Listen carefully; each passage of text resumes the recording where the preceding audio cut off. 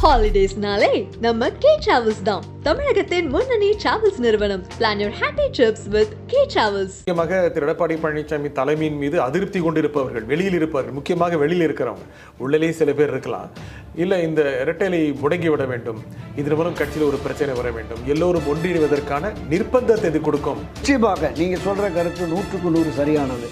பிடிவாதமாக இருக்கும் திரு எடப்பாடி பழனிசாமிக்கு ஒரு நிர்பந்தத்தை இந்த இரட்டை இலை முடக்கத்தின் மூலமாக மீண்டும் இரட்டை இலை சின்னம் நமக்கு கிடைக்க வேண்டும் என்றால் ஒன்றுபட வேண்டிய அவசியம் இருக்கிறது.